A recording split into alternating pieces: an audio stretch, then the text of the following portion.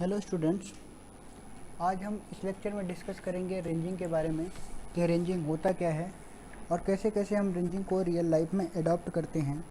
इसके बारे में आपको एक ब्रीफ इंट्रोडक्शन यहाँ पे दिया जाएगा कि सर्वेइंग में रेंजिंग का पर्पज़ क्या होता है, क्यों अडॉप्ट किया जाएगा। तो सबसे पहले रेंजिंग की बात करते हैं। तो अभी इस लेक्चर से पहले हमने डिस्कस किया था प्रीवियस लेक्चर्स में कि चेन होता है, टेप होता है। तो हमने चेन के बारे में देखा था, चेन के टाइप्स के बारे में देखा था। सबसे पहले हमने चेन के बारे में पढ़ा था, फिर हमने चेन के टाइप के बारे में पढ़ा था कि हमारे पास 4 टाइप की चेन होती है। एक चेन होती है हमारे पास मेट्रिक चेन, दूसरी चेन होती है हमारे पास गंटर चेन, तीसरी चेन होती है हमारे पास इंजीनियर्स चेन, और चौथी जो चेन होती है हमारे पास, उस चेन का नाम होता है रिवेन्यू चेन। तो हमने जब इस चेन की बात की थी तो उस चेन से रिलेटेड हमने आपको लेंथ भी बताई थी। हर एक चेन की क्या थी, एक स्पेसिफाइड क्या थी, लेंथ थी। ऐसा नहीं था कि कोई भी चेन कितनी ही बड़ी बना दी जाए, तो उनकी क्या थी, लेंथ फिक्स थी। अब इस बात पे थोड़ा गौर करिएगा कि अगर किसी भी आइटम का लेंथ फिक्स है, जैसे हम बात करें यहाँ पे चेन का, चेन की अगर लेंथ फिक्स है तो क्या जब फील्ड पे हम मेजर करने जाएंगे तो स्ट्रेच करके बढ़ा पाएंगे? नहीं बढ़ा पाएंगे। अगर वो सपोज करिए मेट्रिक चेन है, 20 मीटर की चेन है, तो उसकी लंबाई 20 मीटर ही रहेगी। आप उसको स्ट्रेच करके बढ़ा करके 50 मीटर या 100 मीटर नहीं कर सकते, इसकी लंबाई फिक्स है। सिमिलरली वे में आप जब टेप की बात करते थे तो टेप में भी आपके पास 4 टाइप के टेप की बात आई थी। कौन कौन से? एक आया था आपके पास, सबसे पहले हमने क्लोथ टेप की बात की थी, इसके बाद हमने मेटेलिक टेप की बात की थी, फिर मेटेलिक के ड्रॉबैक को रिमूव किया गया किसमें, स्टील टेप में, क्योंकि उसमें स्टेनलेस स्टील का यूज़ किया गया, और लास्ट में हमने इनवार्ड टेप की बात की थी। तो ये जो 4 टाइप के टेप थे, इस टेप में भी हमने आपको बताया था कि हर एक टेप की क्या है, लेंथ फिक्स है। ऐसा नहीं है कि रेंडम कोई भी लेंथ है, लेंथ आपके पास क्या है, फिक्स है। अगर आपके पास लेंथ फिक्स है तो कहीं ना कहीं आप क्या कर रहे हो, जब भी आप उस पर्टिकुलर लेंथ से ज़्यादा दूरी आ जाएगी तो आप एक बार में मेजर नहीं कर पाए। जैसे मैं सपोज करिए एक एग्जांपल लेके बात कर रहा हूँ आपसे। मैं सपोज करिए कि मैं आपको एक एग्जांपल के थ्रू इस चीज़ को समझाना चाह रहा हूँ। तो मुझे एग्जांपल मिलेगा कैसे?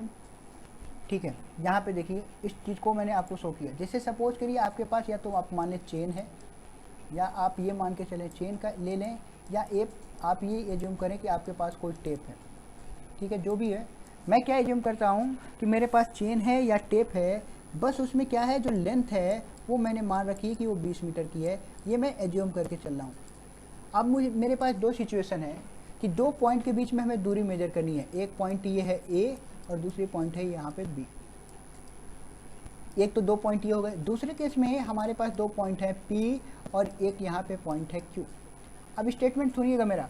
अगर आपको ये लगता है कि ए और बी की दूरी 20 मीटर से कम होगी तो आप चेन को यहाँ से स्टार्ट करेंगे और यहाँ से मेजर करना चालू कर देंगे। अगर ये 20 मीटर से कम है तो एक ही बार में मेजरमेंट पूरा हो जाएगा। लेकिन सपोज करिए कि अगर ये दूरी जो है वो 20 मीटर से ज़्यादा की हुई, जैसे सपोज कि 40, 50, 60 मीटर की है, तो आप अगर एक बार में मेजर करेंगे तो मैक्सिमम कितना जा सकते हैं, एक बार में मैक्सिमम आप 20 मीटर ही जा सकते हैं। उससे ज़्यादा दूरी आप मेजरमेंट नहीं कर पाएंगे। तो फिर क्या करना पड़ेगा, फिर यहाँ से स्टार्टिंग करनी पड़ेगी, फिर जानेंगे 20 मीटर, फिर यहाँ से फिर 20 मीटर, फिर यहाँ से फिर 20 मीटर, और फिर यहाँ से एंड पहुँचेंगे आप 20 मीटर। तो ऐसे आप क्या करोगे, टुकड़ों में मेजरमेंट करोगे।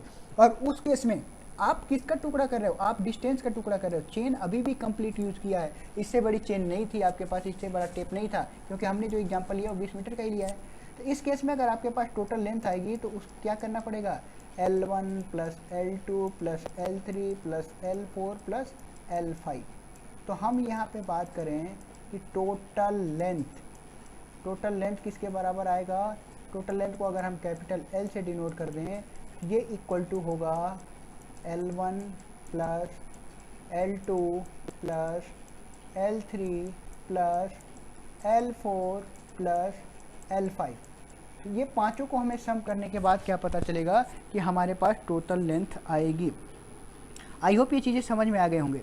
अब इसी कॉन्सेप्ट को क्या किया गया है, यहाँ पे टेक्निकल टर्म्स बोलते हैं क्या, रेंजिंग। रेंजिंग किसको बोलते हैं, तो रेंजिंग एक ऐसा प्रोसीजर है, हमारा एंड क्या था, यहाँ पे क्यू पॉइंट है, स्टार्टिंग क्या था, पी पॉइंट है। जब आपके पास चेन लेंथ एक से ज़्यादा हो जाएगी, या ये बोलते हैं कि जो आपके पास चेन या टेप है उससे बड़ी आपके पास डिस्टेंस मेजरमेंट करने को आ गया, तो उस केस में आप क्या कर पाएंगे, मेजरमेंट नहीं कर पाएंगे एक बार में। तो आपको पूरी लेंथ को क्या करना पड़ेगा, छोटे छोटे ब्रेक करना पड़ेगा, छोटे छोटे पार्ट में। ये प्रोसीजर ही क्या कहलाता है, हमारे पास रेंजिंग कहलाता है। आइए अब इसकी प्रॉपर डेफिनेशन पे जाते हैं कि प्रॉपर डेफिनेशन क्या है।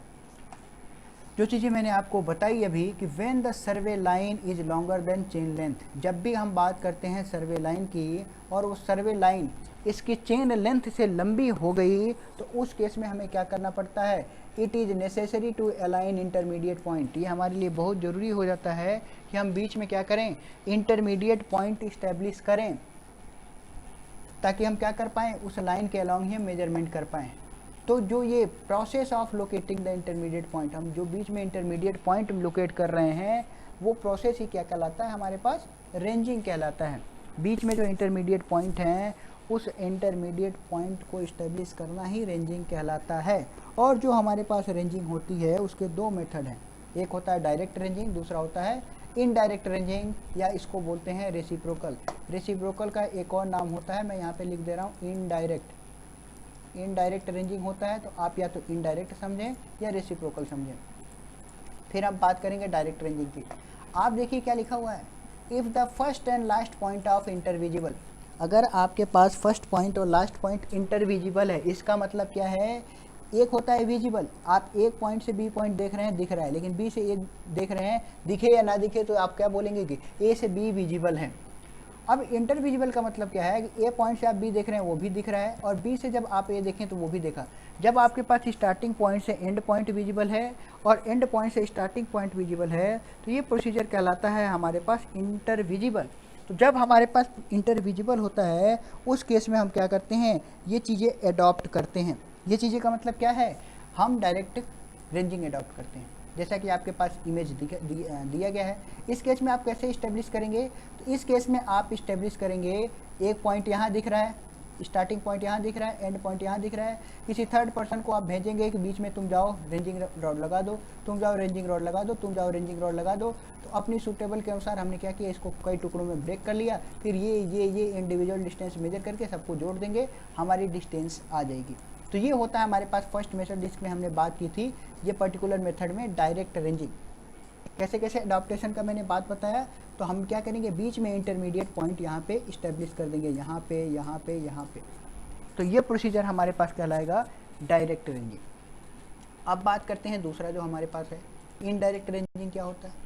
इनडायरेक्ट रेंजिंग का दूसरा नाम है reciprocal levelling. Reciprocal ranging, levelling अलग होता है, रेसिप्रोकल लेवलिंग, इसको लेवलिंग ना बोल के रेसिप्रोकल रेंजिंग बोलते हैं, और इसको दूसरा नाम होता है इनडायरेक्ट रेंजिंग। अब ध्यान से देखिए, कब यूज करेंगे, जब हमारे पास जो ग्राउंड है ड्यू टू इंटरवेंडिंग ग्राउंड। अब इंटरवेंडिंग का मतलब क्या होता है, इसके बारे में अभी हम थोड़ी देर में बात करेंगे।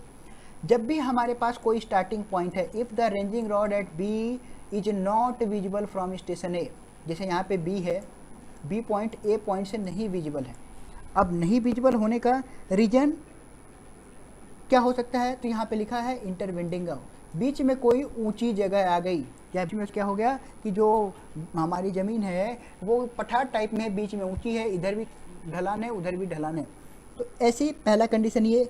दूसरा कंडीशन क्या हो सकता है कि ए पॉइंट और बी पॉइंट के बीच की दूरी बहुत ज़्यादा हो।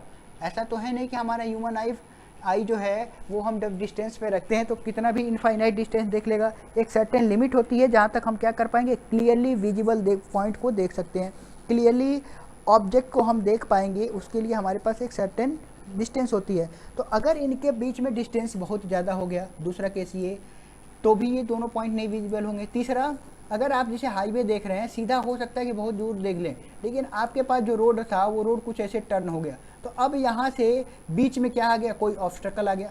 सपोज करिए आपका बी पॉइंट यहाँ था, लेकिन यहाँ पे क्या हो गया, घर बन चुका है, तो अब आपको इस ए पॉइंट से बी पॉइंट सीधा नहीं दिखेगा, क्योंकि बीच में क्या हो चुका है, ऑब्स्टेकल आ गया। तो मैंने 3 केसेज बताए। पहला कि इनके बीच में क्या हो जाए, ज़मीन उबड़ खाबड़ हो जाए, जिसकी वजह से जिसको इंट्रावेंडिंग बोला गया है, इंट्रावेंडिंग ग्राउंड आ जाए।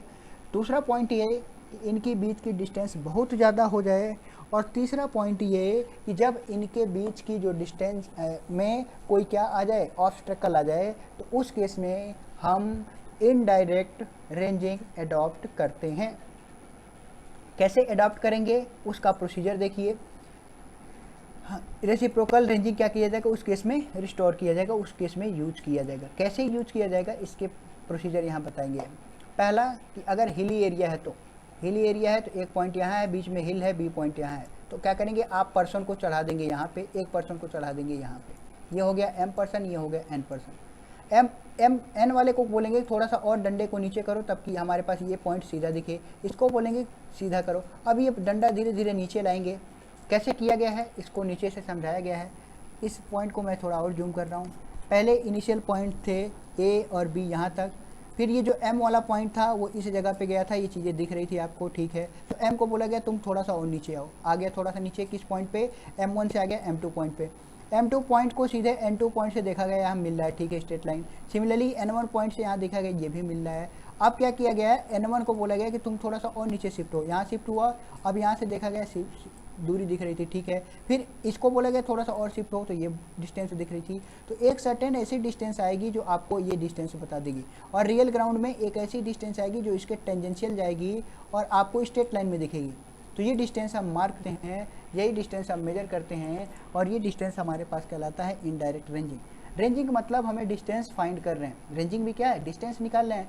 लेकिन जो डायरेक्टली हम चेन और टेप से मेजर कर रहे थे, अब वो डायरेक्टली चेन और टेप से मेजर नहीं कर रहे हैं।